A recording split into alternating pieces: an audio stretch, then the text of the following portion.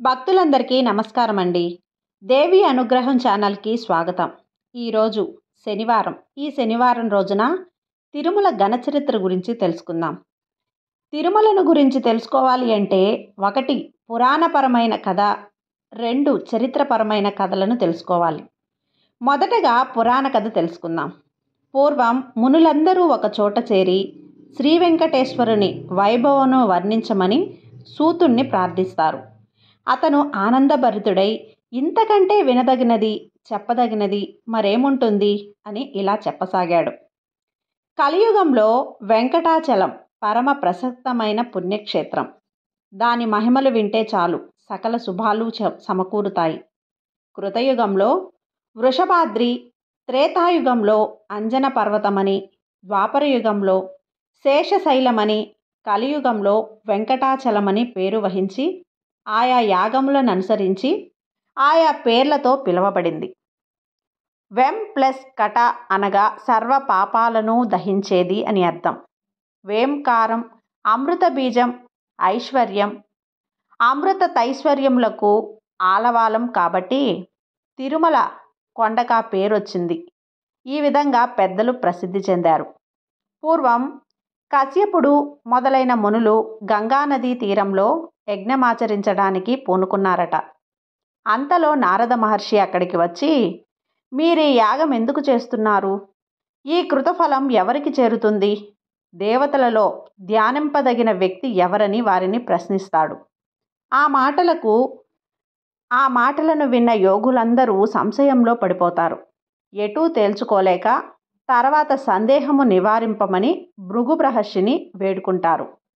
అందులకు మహర్షి దేవతలందరికీ పరీక్ష పెడితే గాని వారి యోగ్యములను నిర్ణయింపజాలమని మొట్టమొదట బ్రహ్మలోకానికి పయనమై వెళ్తాడు.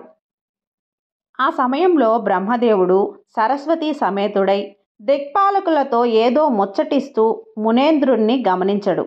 దానితో మహర్షికి బ్రహ్మదేవుడు అపూజ్యుడనే భావం కలుగుతుంది. అక్కడి నుంచి హుటాహుటిన కైలాసానికి వెళ్తాడు. అక్కడ శివుడు పార్వతీదేవితో విహరిస్తూ ఋషివంక కన్నెత్తైనా చూడడు.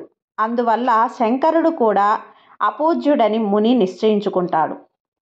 వెంటనే ఆ చోటు నుంచి మురళీ విష్ణు సందర్శనానికై వైకుంఠానికి వెళ్తాడు. అక్కడ మహావిష్ణువు లక్ష్మీదేవితో వినోదిస్తూ శేషశయనం అలంకరించి ఉంటాడు. తన లోకమే తనదిగా ఉన్న మాధవుణ్ణి చూడగానే మహర్షికి కోపం హద్దుమీరుతుంది. వెంటనే అతడు రమాపతి వక్షస్థలాన్ని కాలితో తంతాడు. నారాయణుడు దిక్కున లేచి మునికి నమస్కరించి, మునిపుంగవ, అతి కోమలమైన మీ పాద కమలములు కఠినమైన నా వక్షం సోకి ఎంత నొచ్చుకున్నవో ఏది చూడనివ్వండి అంటూ ఆయన పాదాలు కడిగి ఆ జలం తన తల మీద చల్లుకుంటాడు. అప్పుడు మునీంద్రుడు సత్వగుణ సంపన్నుడైన మహావిష్ణువే మహానుభావుడని, సర్వదేవతా శ్రేష్ఠుడని భావించి హరికి జోతల్పమించి ఋషుల దగ్గరకు వచ్చి నారాయణుడే పరమదైవం, బ్రహ్మరుద్రులకల్లా అందరికీ కూడా క్రింది వారేనని చెబుతాడు. అప్పుడు మునులందరూ హర్షించి యజ్ఞఫలాన్ని శ్రీమన్నారాయణుడికే సమర్పిస్తారు. అప్పుడు లక్ష్మీదేవి వాసుదేవుడి వక్షం తనకు నిలయమని, దానిని పాదములతో తన్నిన ఋషిని పల్లెత్తు మాటనక సంభావిస్తాడా అని లక్ష్మికి ఎక్కడలేని ఆగ్రహం పుట్టుకొచ్చి క్రోధావేశాలతో, ఇక నేనిక్కడ ఒక్క క్షణం కూడా ఉండను, నా దారి నాది, నీ దారి నీది అంటూ లేచి కొల్హాపూరికి వెళ్ళిపోతుంది. విష్ణుమూర్తి లక్ష్మీదేవి వియోగం భరించలేక వైకుంఠం విడిచి సువర్ణముఖి నదీ తీరంలో శాంతికి నిలయమైన వెంకటాద్రికొచ్చి అక్కడొక పుట్టలో సేద తీరుతాడు. ఇలా కాలం గడిచిపోతుంది. అది ద్వాపర యుగాంతం. ఆ కాలంలో చోళ రాజ్యాన్ని ఒక చోళ ప్రభువు ఏలుతున్నాడు. శ్రీనివాసుని కోసం బ్రహ్మ గోవుగాను, రుద్రుడు దూడగాను మారుతాడు.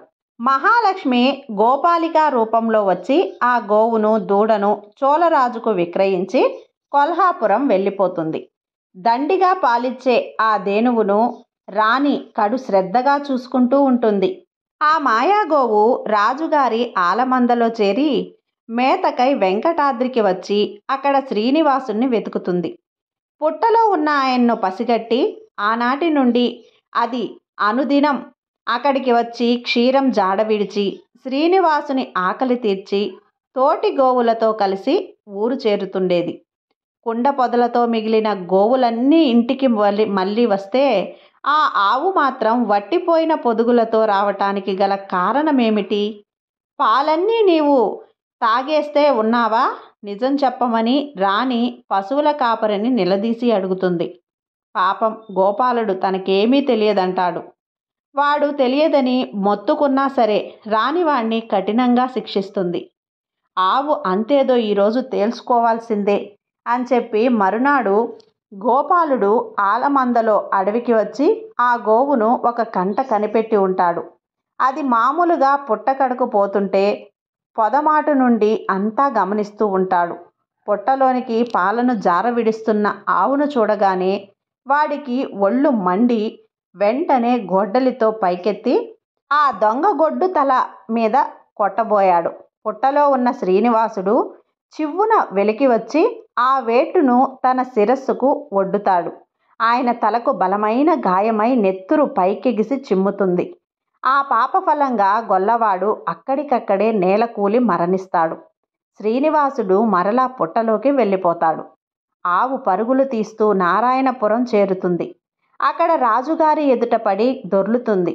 ఈ వైపరీత్యమేమిటో కనిపెట్టమని రాజు చారుణ్ణి వినియోగిస్తాడు.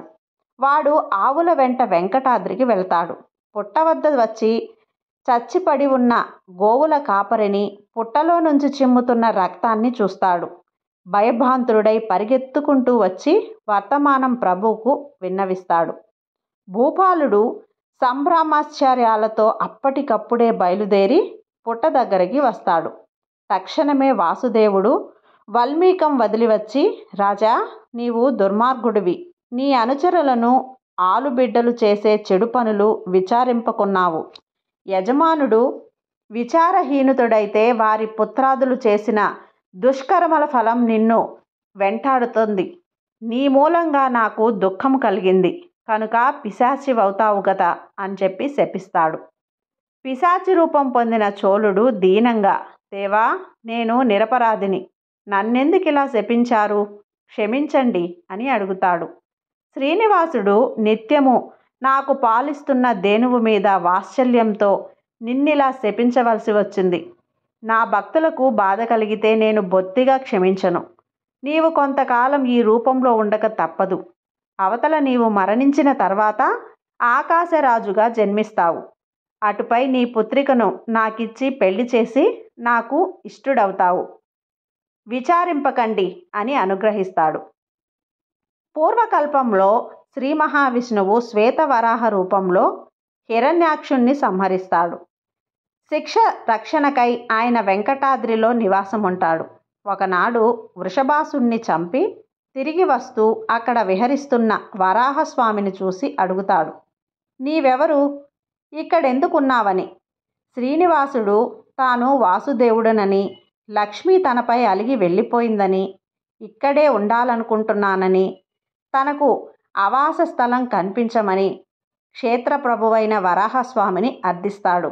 అందుకు వరాహస్వామి తనకు తగిన మూల్యం చెల్లించి స్థలం తీసుకోమని చెబుతాడు. శ్రీనివాసుడు తన వద్ద పైకం లేదని, కనుక నాకు చోటిస్తే రాబోవు కాలంలో వచ్చే భక్తులందరూ కూడా నాకంటే ముందు నిన్ను దర్శించుకునేటట్లు ప్రథమ నైవేద్యం సమర్పించే ఏర్పాట్లు చేస్తానని మాటిస్తాడు. అందుకు వరాహస్వామి అంగీకరిస్తాడు.